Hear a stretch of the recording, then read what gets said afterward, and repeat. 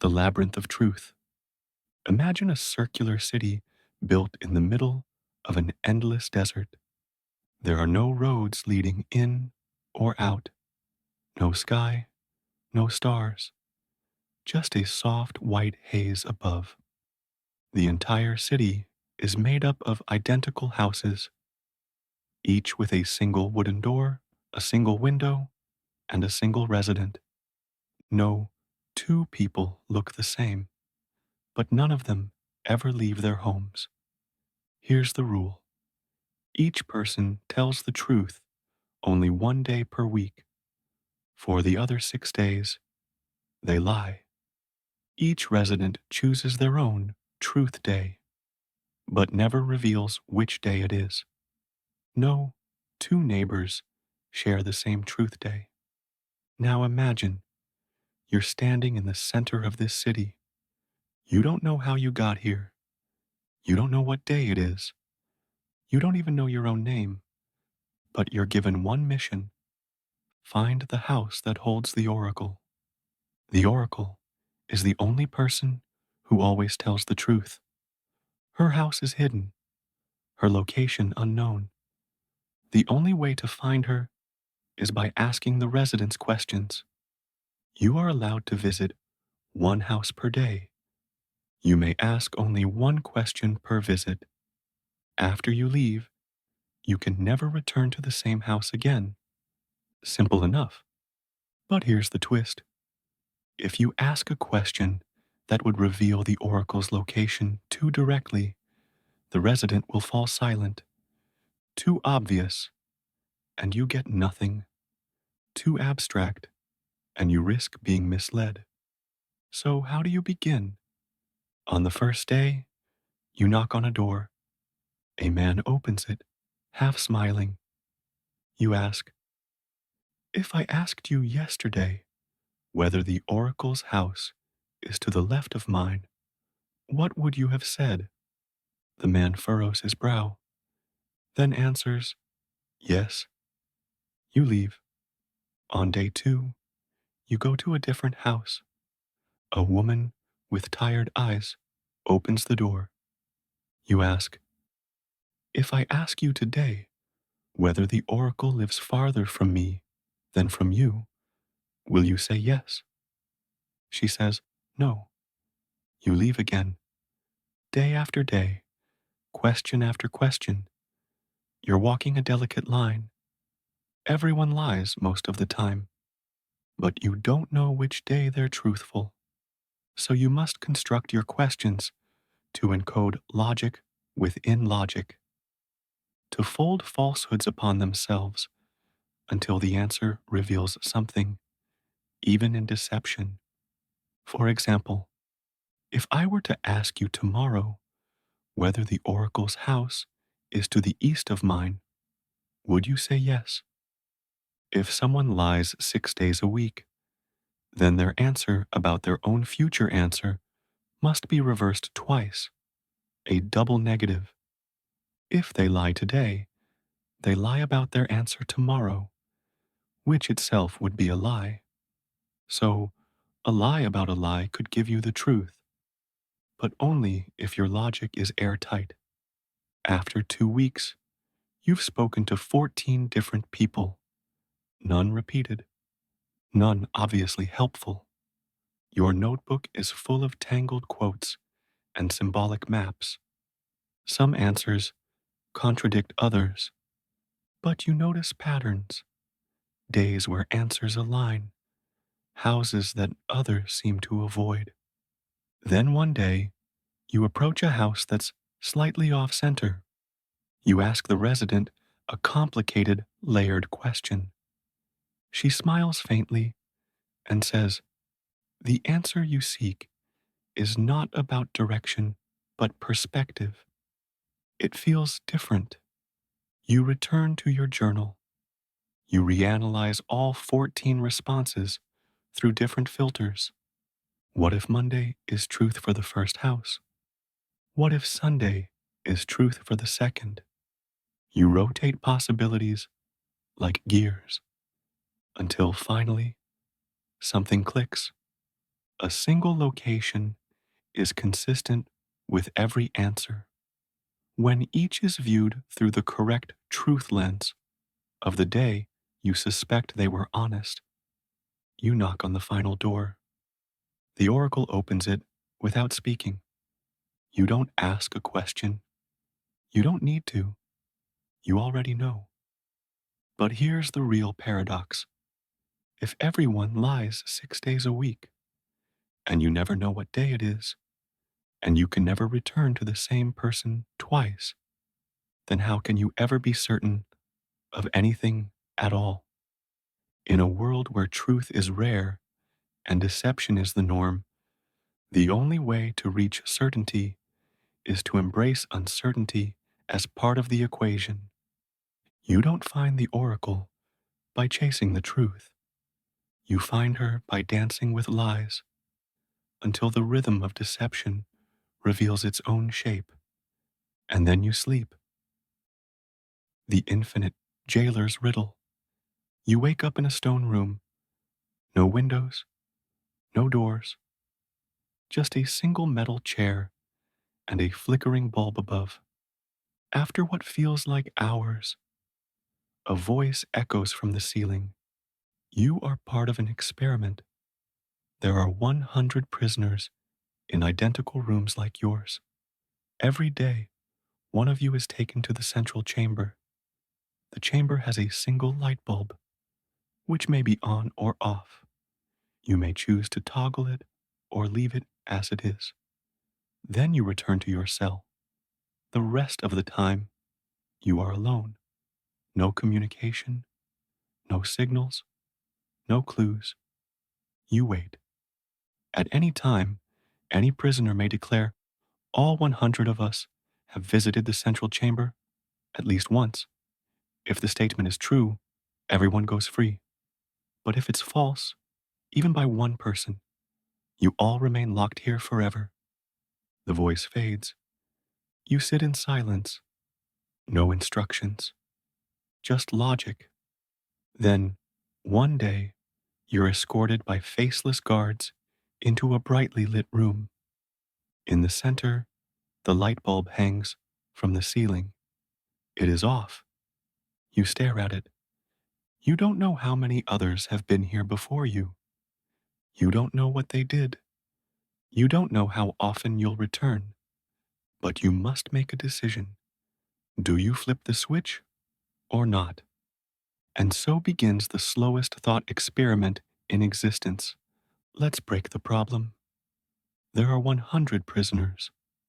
Only one visits the chamber per day. You don't know when you'll be picked again. You might be chosen multiple times before others are chosen even once. The order is completely random. You don't know if you're the first to be taken or the 100th. You only know what you see when you enter. A light bulb either on or off. So how do you ever know for sure that every prisoner has been in the room at least once? The challenge: communication through limited state. The light bulb is the only variable. It has only two states, and it resets every time someone toggles it. It's not a message board. It's a whisper of possibility, a flicker of memory. Now, imagine a strategy. Designate one prisoner in secret as the counter. No one tells him. He discovers it himself. How? Before the experiment began, all 100 prisoners secretly agreed. Only the counter may increase the count. Everyone else, the other 99, are allowed to toggle the light on only once, the first time they enter, and see it off. After that, they never touch it again. Each non-counter becomes a signal: I have been here. I've turned on the light. The counter, when he visits and sees the light on, knows someone new has signaled. So he toggles it off and increases his mental count by one. Every time he finds the bulb on, he turns it off and counts. He doesn't know who signaled it, just that someone did. Eventually, the counter's count reaches 99. At that moment, he knows every other prisoner has been in the room. So he makes the declaration. Everyone goes free. It works, eventually, but it takes an unpredictable number of days because randomness is cruel. Some people might visit the chamber 5 times before others go once. The bulb may be flipped on and off in cycles. There could be confusion, hesitation, error. So, the logic must be strict, and the patience must be infinite. But then you ask a deeper question. What if you are the counter? Would you know? Would you remember? Would you trust yourself? Day after day, you're called into the room. Sometimes the bulb is on, sometimes off. You follow the rules. You flip. You count. The number grows slowly, but the uncertainty eats at you. Did I already count that one? Was that the same signal or a different person? What if someone broke the rule and flipped it twice? And the worst thought of all, what if someone never flips it? What if someone never enters? You realize the system only works if everyone plays perfectly. One error, one forgotten rule, one act of defiance, and the loop never ends. The strategy becomes a test of faith, not in God, but in logic, memory, and trust. The light bulb is no longer a tool. It becomes a symbol of communication without contact, of truth without conversation, of cooperation without coordination. And as you sit back in the metal chair after your 40th visit to the room, you stare at the flickering bulb above and ask yourself, do I wait or do I declare it now? Silence. You consider the cost of error, freedom for all, or imprisonment forever. There's no way to know how many others have done their part. No confirmation, no message, no list, only logic, only faith. So you do the only thing you can. You wait, you count, you trust. And when the time finally feels right, when your mind has tallied 99 unseen voices, you speak, all 100 of us have visited the chamber. The voice returns. Correct. The door opens. You are free. But long after, the logic haunts you in a world where no one can speak and no one can trust, and the only communication is a silent flicker of light. Truth is not a message, it's a memory built from invisible trust. You sleep not because you are certain, but because the logic had to be true. The room of perfect predictors. You enter a white room. The walls are blank. No furniture, no shadows, no sound. Then a voice speaks, not from a speaker, not from a direction, just everywhere. Welcome. You have been chosen for the Omega test. You say nothing. You can't. You don't even know if you exist yet. The voice continues. In front of you are 2 boxes, Box A and Box B. You may choose to take only Box B, or you may take both boxes. But once you choose, the decision is final. The contents of the boxes do not change afterward. They are already fixed. Suddenly, the 2 boxes appear. Box A is transparent. Inside it is $1,000. Box B is opaque. You can't see what's inside. Then comes the real twist. An entity known as Omega has predicted what you will choose. If Omega predicted that you would take only box B, then box B contains $1 million. But if Omega predicted you would take both boxes, then box B contains nothing. The voice fades. Silence. Now it's your turn. You stand alone, staring at the boxes. What do you do? If Omega is always right, a perfect predictor, then whatever it predicted is already inside box B. The future has been accounted for. So logic tells you, if I take only box B, I will get 1 million. If I take both, I get only the 1,000 from box A. But here's the problem. Box B is already filled or empty. Its content doesn't change. No matter what you do now, you can't change the past. So, shouldn't you take both? Why leave a guaranteed $1,000 on the table? This is called Newcomb's paradox, and it breaks your brain. It's a war between two types of logic: causal logic versus evidential logic.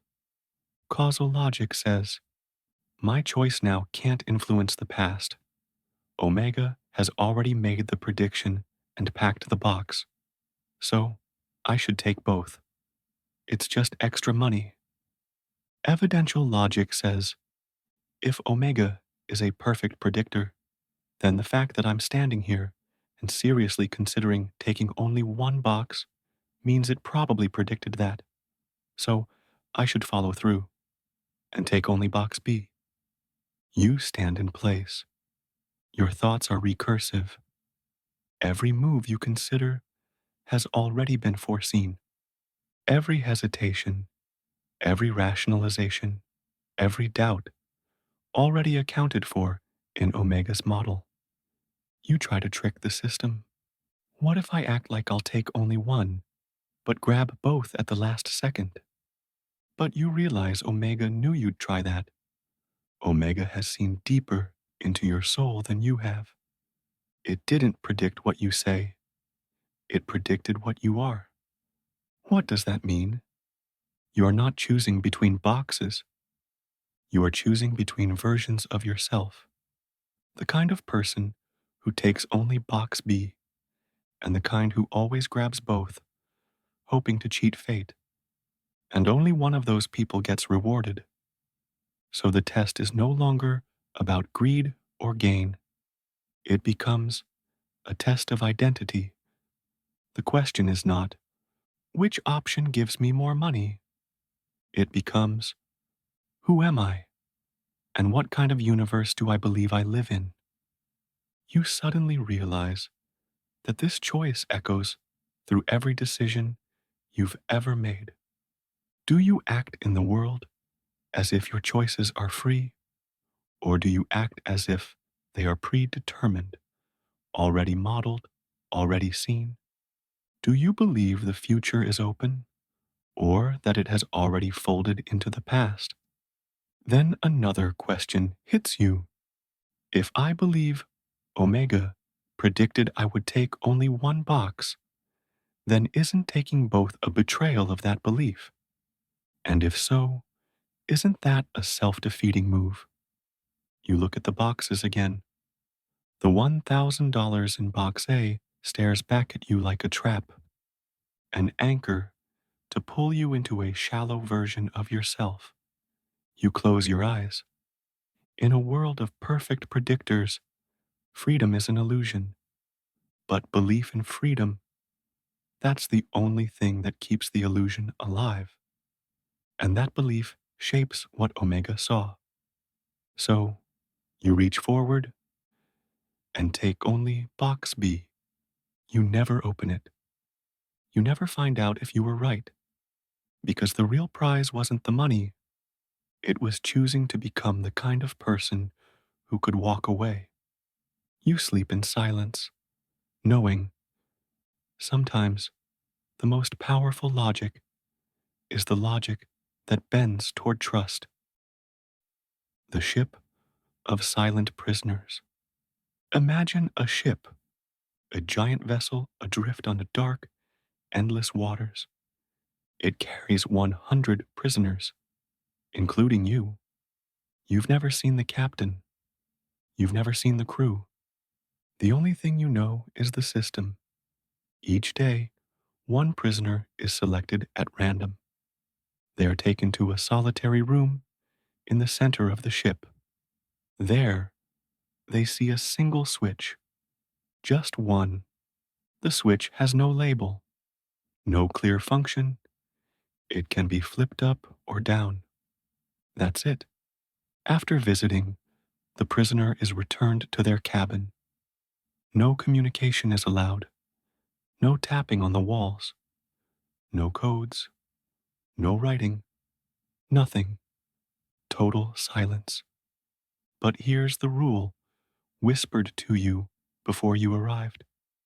At any moment, any prisoner may make a declaration. I know for certain that every prisoner has visited the switch room at least once. If the declaration is true, all are freed. If it is false, all are lost, forever adrift. There is no second chance. So now, you lie in your dark cabin, waiting, thinking, what strategy could ever allow certainty? You don't know who's been chosen. You don't know how often you'll be picked. And the switch, you don't even know what it does. But the switch is all you have. So you begin to think differently. The switch becomes a memory, a shared journal, a language of state, not sound. But how do you coordinate with strangers in silence? Then you remember something. Before the voyage began, you and the other prisoners were told about the switch, and though you couldn't speak, you were each allowed to learn a rule, a single, shared rule to follow if chosen. You imagine such a rule. It might go something like this: the rule of the one and the many. Designate one prisoner. Let's call them the observer. They will be the only one allowed to count. The other 99 prisoners are signalers. The signalers each get to flip the switch from down to up only once, and only if it's down, and they've never done it before. They must never flip it down. The observer, when they enter the room and see the switch is up, knows a signaler has been here, someone new. So they flip it back down and increment their mental count by one. They do this until they've counted 99 such flips, 99 confirmed unique visits. Once they reach 99, they know everyone, all the other prisoners, has been in the room at least once. Then, and only then, they make the declaration, and everyone is free. But this plan requires perfection. If even one signaler flips twice, if the observer miscounts, if the switch is flipped too soon, too late, or in error, it all falls apart. So, the system requires something deeper than logic. It requires restraint, patience, trust in total strangers, in silence. Each signaler must resist the urge to act more than once. Each must trust that their one signal will eventually be seen, and the observer must keep count, quietly, without proof, without confirmation, for what could be thousands of days. So now you ask yourself, am I the observer or a signaler? You don't know. You weren't told. But maybe, just maybe, you can decide to be. If you see the switch down and you've never flipped it before, you flip it. If you see it up, you leave it. Or, if you're the observer, You count and reset. You become a part of the system, not a voice, not a vote, but a gear in a great silent machine. And this idea, that logic can exist without speaking, that a truth can emerge from individual restraint, that 100 strangers can coordinate without ever seeing one another. It starts to change you. You realize the ship isn't drifting, it's listening. And the switch isn't just a lever, it's a signal, a heartbeat, the only bridge between 100 trapped minds. Eventually, maybe after months or years, the observer, whoever they are, will stand in that silent room, see the switch, and think, I have counted 99. The system has worked. And they will speak. We have all visited. The ship will stop. The cells will open. But long after you step off, long after you're free, the memory will linger, not of the switch, not of the silence, but of the faith that made the logic work.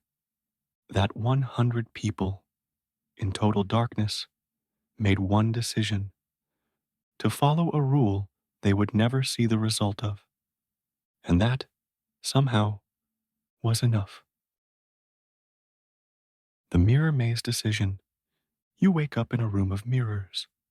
No doors, no windows, just reflections, infinite and recursive, of yourself. You try to walk, but every direction is the same. Every move you make is mirrored by thousands of you. They walk when you walk, tilt their heads when you tilt yours. Then you see something strange.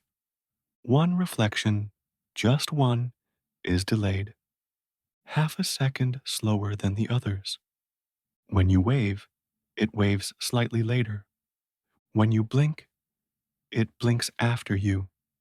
You approach it, and it doesn't follow. It just stands there, staring, like it's waiting. Suddenly, a voice echoes through the glass. In this space, you are part of a logical simulation. You and your reflection are trapped in a Newcomb-like decision maze. The voice is not friendly, not hostile either, just neutral, inevitable. In a moment, you will be given a choice. You may press the red button or the blue button.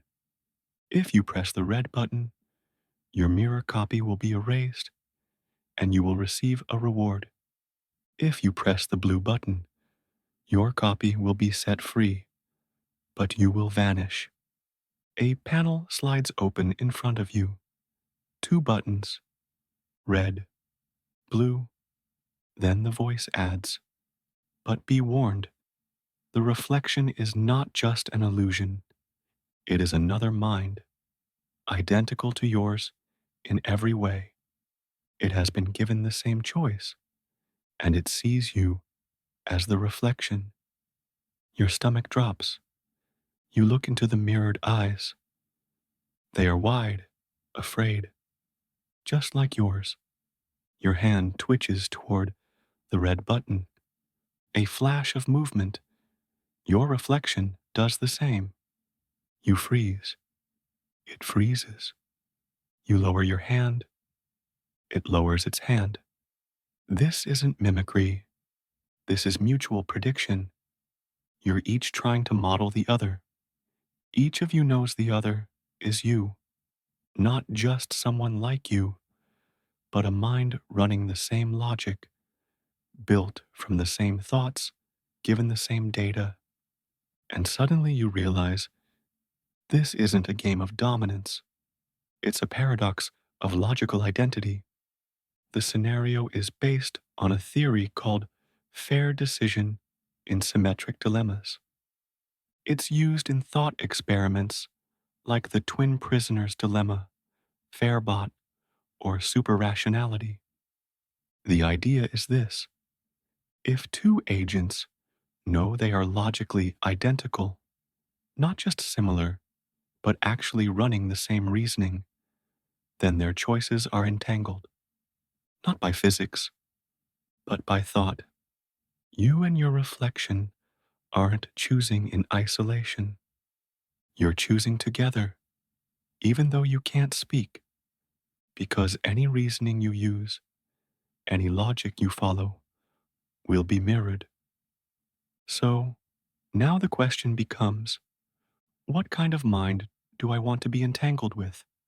If you choose red, selfish gain, your copy does too. You both press red, you both vanish. If you choose blue, self sacrifice, your copy does too. You both press blue, you both save each other. You can't cheat, because if you try to reason, maybe they will choose blue, so I can choose red. You know they're thinking the same thing, and if you imagine betraying them, they imagine betraying you, because betrayal is not secret here. It is mirrored logic. The choice becomes unbearable. The selfish route punishes both. The altruistic route saves both, but only if you can believe in yourself as them. And suddenly, you realize this isn't about buttons. It's about how far you extend your circle of identity. Is you just the skin you're trapped in? Or is it the mind you recognize, no matter where it appears? If your logic leads you to protect a mind that thinks exactly as you do, have you not just found a new definition of ethics? So you look at your reflection not as a trick, not as a problem, but as a partner in logic. And slowly, deliberately, you press blue, and so do they. The mirrors dissolve. The room brightens. No one vanishes, because in that moment, you became the kind of mind that deserved to survive, not because you outsmarted your twin, but because you recognized them. The oracle box. You are alone in a dark observatory. A single object sits on the table before you, a sealed black box, smooth, cold, featureless. Above it hovers a screen. It flickers to life. Welcome, participant.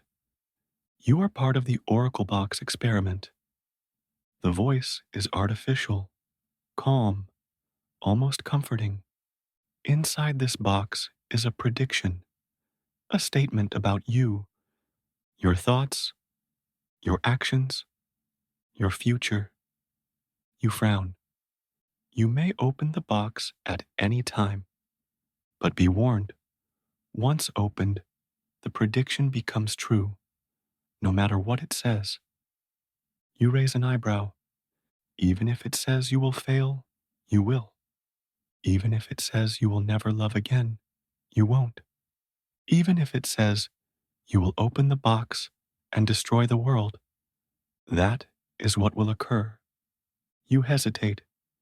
There's no lock, no mechanism, just a faint seam along the edge of the lid. You are not the first to face the oracle box. The voice continues. Thousands before, you have opened it. Most regret it. Then silence.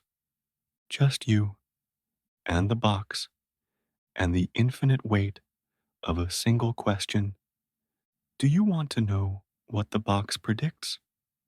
You walk around it slowly. The idea is absurd, yet impossible to ignore. A box that predicts your future. Not just predicts it, but defines it. Whatever is written inside will become unavoidable truth. You lean in closer. No hum, no glow, no sign of technology. Just this impossible device sitting silently in the center of your life. You begin to think about its logic. This is more than just prophecy. This is a self-fulfilling loop, a prediction that causes itself to come true simply by being read. A paradox emerges in your mind, an Ouroboros of logic. Suppose you open the box and it says, you will not open the box. Then what happens? You already did. Contradiction. So maybe it would never contain that prediction. But what if it says, you will open the box? Then it was right. But was it truly predicting or merely coercing? You try to reason further. What if it says, you will open the box, read this sentence, and then jump out the window? Are you now forced to do that? Or would you simply be inclined? What if you resist? Try to fight it? Is that already written too? Maybe it predicted your resistance. Maybe the resistance is part of the plan. You feel the urge to test it, to peek, to prove the voice wrong. But a whisper rises from the back of your mind, an idea more disturbing than all the others. The moment you read the prediction, your freedom ceases to exist, because now your actions will be judged not by your intentions, but by whether or not they align with the box. If they do, you're a puppet. If they don't, the box was wrong. But the voice said, the box is never wrong. So you spiral again and realize something deeper. This isn't a game of prediction. It's a test of logical self-reference. The box operates like Gödel's incompleteness theorem or the liar paradox. This statement is false. You will not believe this sentence. Or worse, you will open this box, read this line, and become a slave to it. Not because it has power, but because your mind completes the loop. You give it power by believing in the inevitability. You step back. Maybe the contents don't matter at all. Maybe the real experiment is this. Can you live with the possibility of knowing and choose not to know? A choice not to touch the divine, not to peek behind the curtain, not because you're afraid, but because you value your uncertainty. Because maybe freedom isn't found in knowledge, but in not being known. You stand over the box, hand hovering, breathing shallow. The screen flickers again. You are now deciding. Time slows. You could open it, or not. But either way, the oracle wins. If you let its logic trap you, unless you ask one final question. What if the prediction in the box says, you will never open this box, and you don't? Then, for once, the box was right, and so were you. A prediction fulfilled, not by control, but by trust. You smile, turn, walk away. The box remains closed, silent, complete, and for the first time in your life, you are free. Not because you outwitted the future, but because you refused to collapse it.